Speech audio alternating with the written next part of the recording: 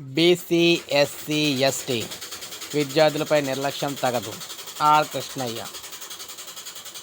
So మీరు చూసుకున్నట్లయితే BC, SC, ST విద్యార్థుల పట్ల రేవంత్ రెడ్డి ప్రభుత్వం నిర్లక్ష్యంగా వ్యవహరిస్తుందని జాతీయ బీసీ సంక్షేమ సంఘం అధ్యక్షుడు, రాజ్యసభ సభ్యుడు ఆర్ కృష్ణయ్య విమర్శించారు.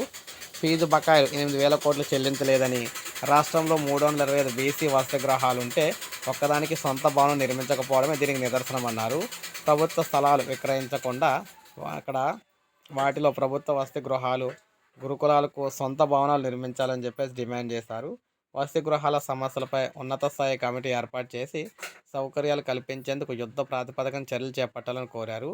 ఈ మేరకు బీసీ సంక్షేమ సంఘం రాష్ట్ర కార్యవర్గ ఇక్కడ అధ్యక్షులు, తెలంగాణకు సంబంధించి బీసీ యోజన సంఘం రాష్ట్ర అధ్యక్షులు అందరూ కూడా ఇందులో పాల్గొనడం అయితే జరిగింది. సో మొత్తంగా చూసుకున్నట్లయితే బీసీలకు, ఎస్సీలకు, ఎస్టీలకు అందరికీ సంబంధించి కూడా ముగ్గురికి కూడా విద్యార్థులకు చెల్లించాల్సిన ఫీజు రియంబర్స్మెంట్ బకాయిలు వెంటనే అయితే విడుదల చేయాలని చెప్పేసి వీరైతే డిమాండ్ చేయడం జరిగింది. సో ఇది మనకు అప్డేట్. ఒక లైక్ చేయండి, సబ్స్క్రైబ్ చేసుకోండి, మన ఛానల్ సబ్స్క్రైబ్ చేసుకోండి.